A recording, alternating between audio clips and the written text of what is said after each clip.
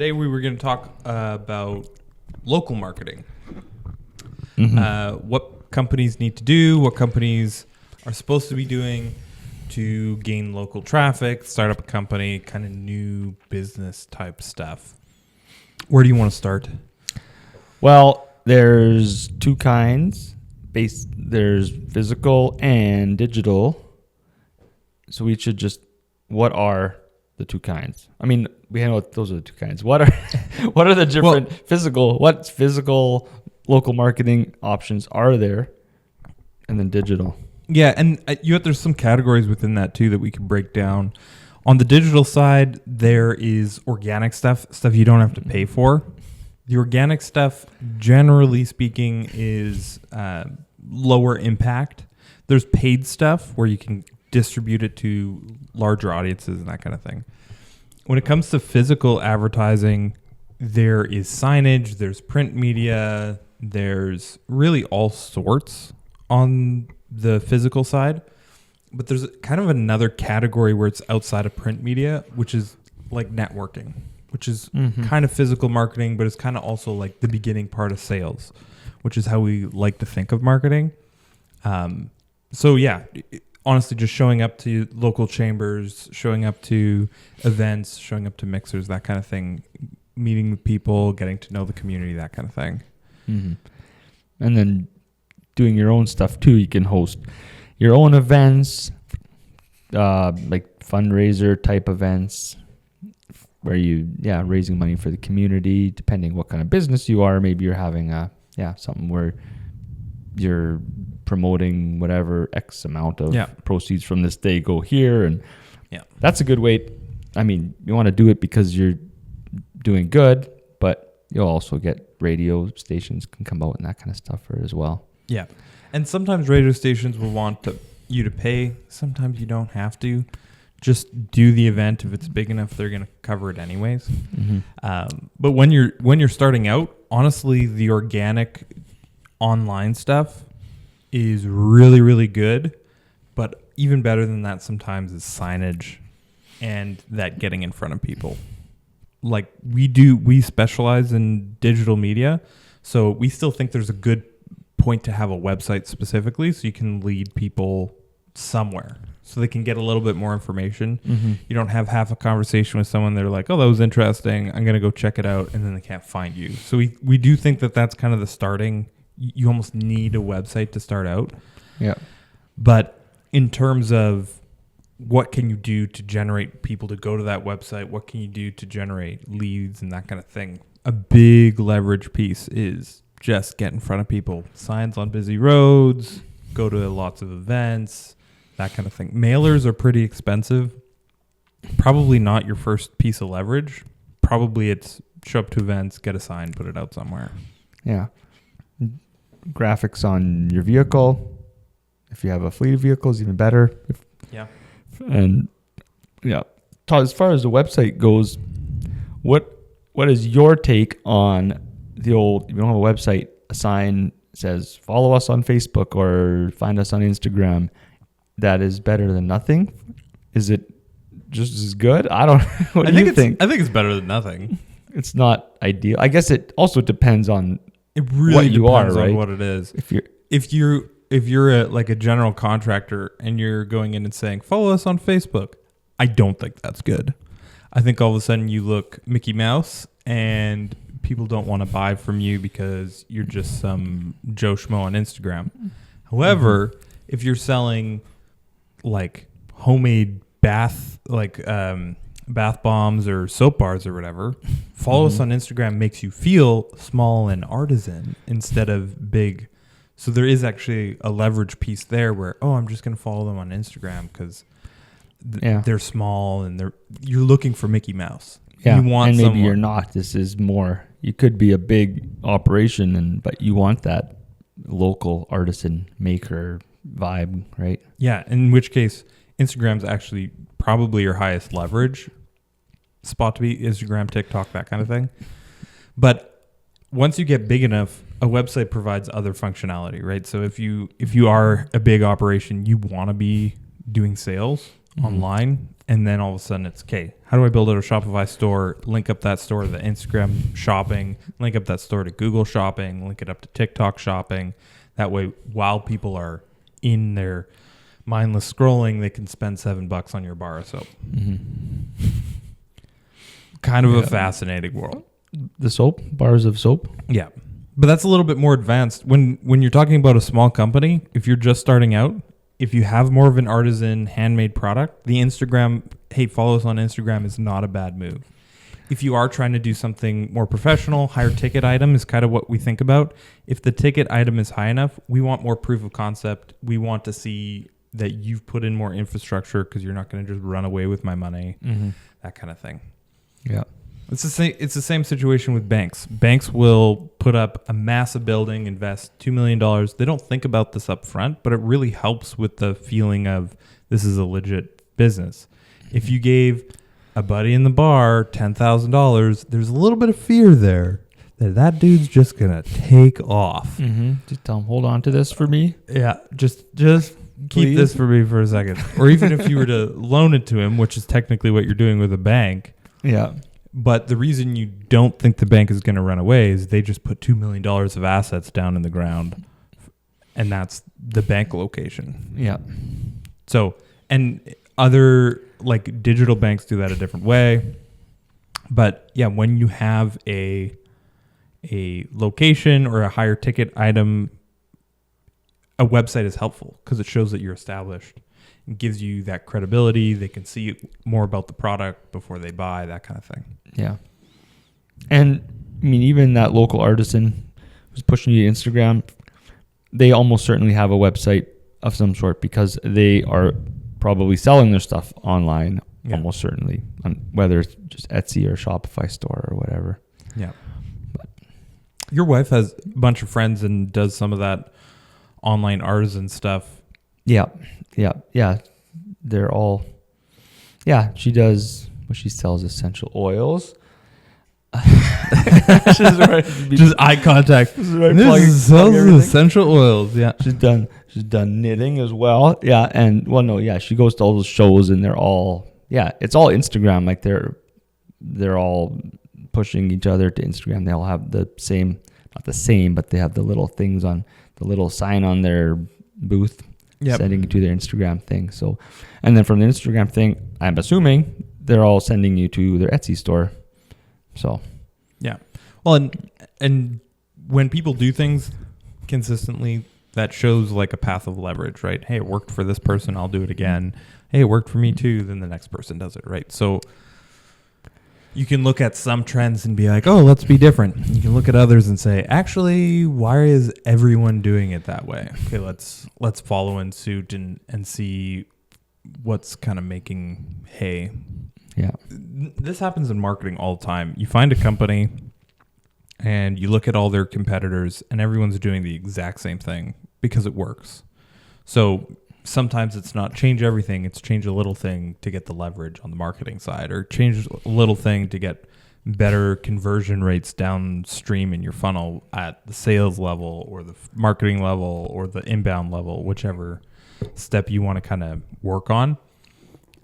I think when talking more about like local business, sometimes getting people to know that you exist is more important than getting people to come and shop with you, because not everyone's your customer. And so if you put out a sign in the middle of town and everyone sees it, well, maybe you have 20 customers you need out of the town, but if everyone's talking about the company and everyone knows about the company, there's a little bit of social contagion that happens where everyone starts to trust this company because it's local. They see it all the time. And then someone asks, hey, have you seen or worked with these guys? It's like, oh, yeah, I see their sign on Main Street all the time. They've been around for a little while or whatever because I can see their sign. That makes a really big difference. Yeah. Even if it's just, hey, we put up a magnet sign for 6 months. That means more to a lot of people than you would believe. Subconsciously. Like it just registers in them that. Yeah. Yeah. Well, We were working with one client, and like that's their primary way of establishing themselves in the market is they have signs in and out of the town that they're operating out of, and everyone knows who they are now. They also had some other tactics that were really interesting. Put a bunch of big stickers on their fleet, and then on slow days, the winter's kind of their slow season, they just parked outside of Tim Hortons, went for coffee, parked just as visibly as possible in front of the Tim Hortons. That way, everybody going through there, tons of traffic, is going to see, oh, I know those guys. Yeah. And then you remember the name, you see the logo, you see the fleet, and you're like, they're legit. Yeah. Yeah. And you're getting a pretty broad cross-section of clientele going through there, because that isn't just, you're not getting just the moms, you're getting business owners, workers, everything. Yeah, it depends on how early you go. If you go at 6 a.m., you're getting a lot of business work, like construction workers, and yeah, it's every truck that goes through has a decal on the window because they've got their own little company or subcontractor or whatever. Yeah. So kind of an interesting leverage point where if you are right next to a Tim Hortons, you can kind of take advantage of that line by putting up a sign or a billboard. Here in town, there's a Canadian Tire right beside, and they have a electric billboard that literally just shines right through their fence at the Tim Hortons drive-through. Yeah. That's right. It's basically the back side of the building. Yeah. Right? Yeah. No one would see it unless you're driving through the Tim Hortons drive-through. Yeah. But Canadian Tire, that's your leverage point. Like, yeah, everyone shops at Canadian Tire. So if you've got a deal or something, I saw that driving through. Yeah. Usually it's, where did I see that ad? Did I see it in the flyer or whatever? Yeah. Yeah. Yeah. As far as, so does TV, radio, newspapers, local, does that count as non-digital or is it digital? I think TV would be digital. TV is like, it's almost more like broadcast media. TV is kind of interesting because people don't really watch TV anymore in terms of like network TV. Mm-hmm. ESPN would be maybe the call out, ESPN and some news for older generations. TSN in Canada here. Oh, TSN. Sorry. He's not a sports guy. I've watched some sports. I have. I swear. I've been to them. I've seen the sports. No, but like legitimately, at the end of the day, people aren't watching TV that much. But now there's new advertising channels coming out for the streaming networks. You might have noticed that instead of paying for your subscription and then no ads on Netflix, there's like an ads version of Netflix. Yeah. So people can pay to be in those ad placements. You can be on ad placements in the Amazon Prime library. You could be on ad placements for like all of the networks. So there's like 95 streaming networks now, something like that. And you can be on every single one in an advertising perspective. And those are much better because they can geolocate. It's not just, hey, this channel that we're broadcasting out, everyone's going to see it. It's actually, we're just going to hit certain houses or certain neighborhoods or whatever. Okay. I was going to ask about that because I did not know. But yeah, because it's so fragmented the way compared to how it used to be. But yeah, so they can do it, geolocate like the same way we do digital, like online ads. Yeah, very similarly. Yeah. Okay. I'm assuming the pricing is probably higher. The pricing is pretty expensive. Yeah, I was just talking to Mountain MNTN. It's a company, I think Ryan Reynolds is involved now. They do exactly this. So they have buying power across all sorts of channels. Now, when we're talking about these big corporations who have all this buying power and working with them, that's expensive. That's not your startup company. That's not your new business advertising dollars. That's you have quite a large budget to spend, then you can kind of consider that. But yeah, CPMs kind of range between $17 and $25. So for 1,000 impressions, $25 is pretty expensive. However, if you're looking at how targeted it is, and maybe you're hitting 2 or 3 people in a household every time because it's on a TV instead of on a phone or on a laptop, the leverage can be there. You just have to play your cards right. Okay, interesting. Yeah. And like in terms of radio, I haven't seen radio perform the way people want it to in a long time. Probably about 5 years. I haven't seen people happy with it. There are people who have come and said, oh, no, we still like our radio ads. They don't see traffic from it. They just more like being in the community and involved. Actually generating traffic off of radio is getting harder and harder, especially in rural locations. In cities, it's a little bit easier, but in rural locations, it's tough. Why in city? Just because the numbers are bigger? The numbers are bigger. Oh, okay. Yeah, so maybe my radio ad in a small town is going to hit 15,000 people over the course of a month. In a city, maybe that's 60,000. And so maybe you do hit more people, but at the end of the day, 60,000 people, it's probably more expensive than just running a Facebook ad or running a Google ad. You can get in front of a ton of people with Facebook and Google for a relatively cheap price. Yeah. Obviously, if done properly and set up properly, otherwise you can spend money on bad audiences and that kind of thing. But especially when starting out, having some low leverage advertising isn't the worst thing. People don't think of signage as really high leverage anymore, but it is. So it would be considered like a low leverage position because people just see it. There's nowhere for someone to click. It's hard to get a call to action on a sign. You're kind of just telling people who you are and what you do. Yeah.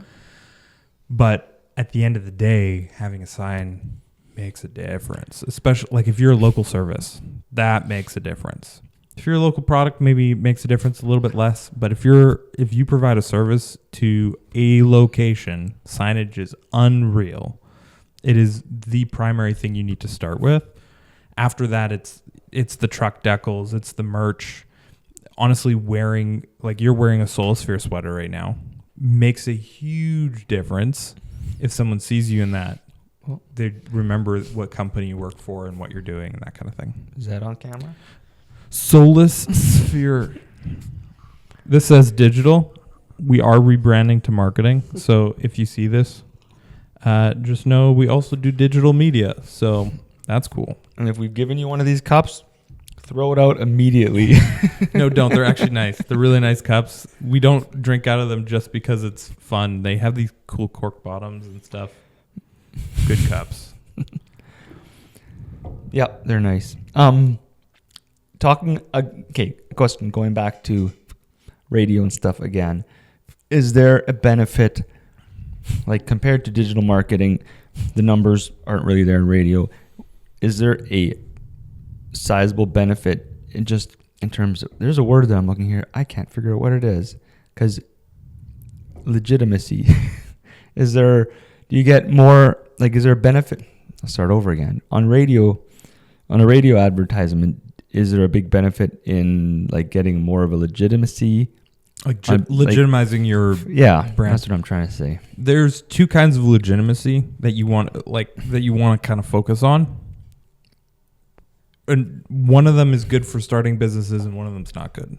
One of them is the hack of I do what people around me do.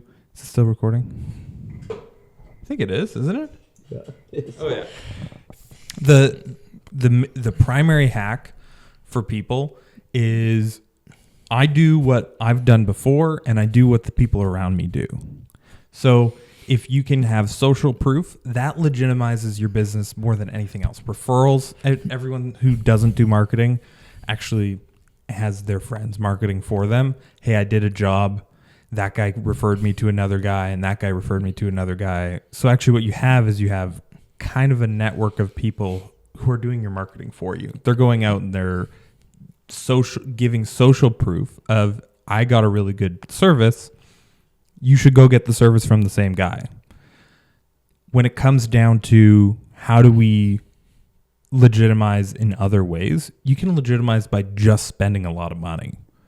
And I think that's what radio ends up doing, is it's dumping a lot of money to say, we have the money to advertise on radio, and we care about the community, and we want to be heard about and distribute our message. I don't think it does legitimize you, gives you some benefits, but when you're starting out a business, and even when you've scaled the business, you should think on if it's really worth it or if there's other ways to build like that legitimate factor into your offering. Radio is tough. It's just expensive. You could instead buy a big sign, which would potentially do the exact same thing for you. Yeah. Upfront cost is probably a little bit higher, and then the ongoing cost is way lower, right? Yeah, and it lasts way longer. Way longer. Yeah. Radio's a tough pitch. There are markets where radio works. I think right now jewelry marketing works. Radio ads are a really good leverage position for jewelry stores because your entire audience is going to be an older audience, an audience that has a little bit more money, an audience that is spending probably a little bit more on jewelry. So that actually really works. It also works for the signage world. If you look in big cities, there's often jewelry companies that have big billboards. Well, if they get 1 or 2 sales off of that in a year, they're good, right? So it builds a level of legitimacy, builds a level of inflow. It does work, but it has to be the right market. It has to be the right thing. If you have $5,000 to blow on if you have $5,000 to blow on radio ads, you might as well just get a billboard. To blow on radio ads. Blow.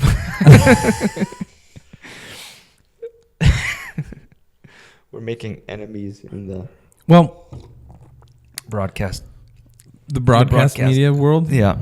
Well, and I still think it works. You just have to have you have to be advertising the right products and services. Mm-hmm. Yeah. And that's the thing, like the higher ticket the item, the quicker you can see a return. Hey, we're going to run a $200,000 general, like we're going to build homes or whatever. Minimum price is $200,000. We build townhouses or whatever. If you get one sale out of a year, maybe your advertising was worth it. Yeah. You have to sell a lot of coffee cups to pay for a massive radio campaign. Yeah. But if you're, again, like what's your price point? If your price point is $10 or less, maybe it doesn't make sense. If your price point is probably anything over $15,000, maybe it does make sense.